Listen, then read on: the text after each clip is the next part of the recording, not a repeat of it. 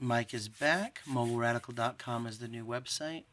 Google Plus and Medium are still used, definitely. Twitter as well. Today I have the G3, the LG G3 actually. This has been a fantastic phone.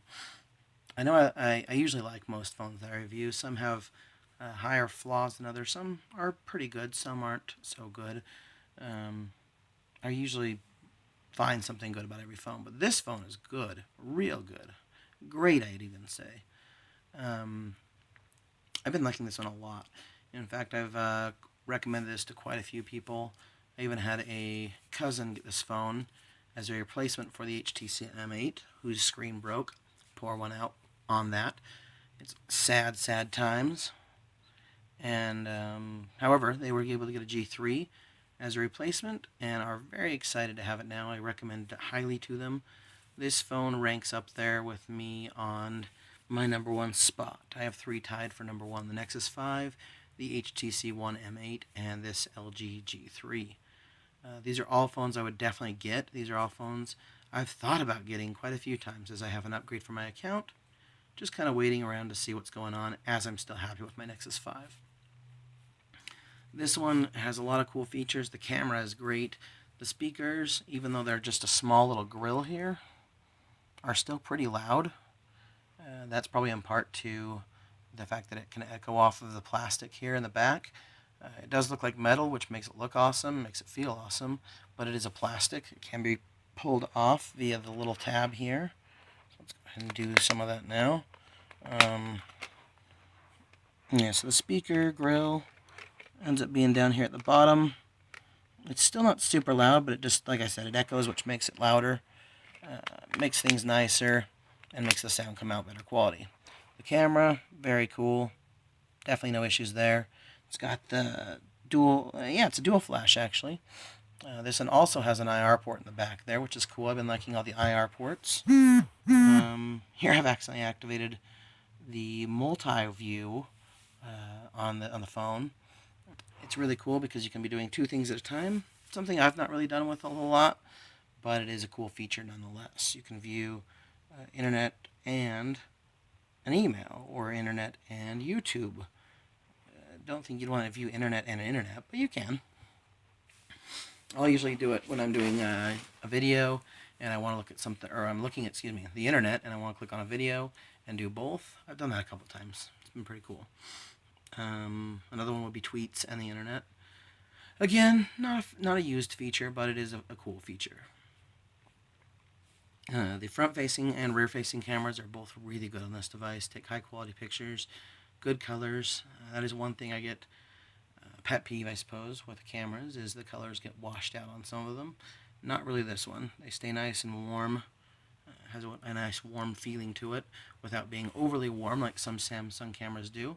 Again, that's not a huge thing, and it's not an issue for most people, but to me it's just a bother. And it's not something I've been overly annoyed about, but it is something that annoys me from time to time, is the colorations of the phones and the pictures they take. It's something I personally notice. It's something I'll use when recommending, but it's not a huge bother. The screen on this one is really bright. It's actually up to full capacity brightness as we speak. So you're seeing it at full capacity right now. And this is actually a local picture I've taken of a river. I believe it was even with this device. It's really cool. Got a nice background. Cool river. Nice. Everything is pretty standard LG about this device. If you've had one LG recently, I shouldn't say ever, but recently, this one definitely follows through and follows suit with those other phones. The new LG interface is really nice. Nothing like the LG Optimus Q or the V or the L or the S that people didn't like much back in the past, 2010 time frame, 2011 maybe even. But this new LG software is really, really nice. I like it a lot.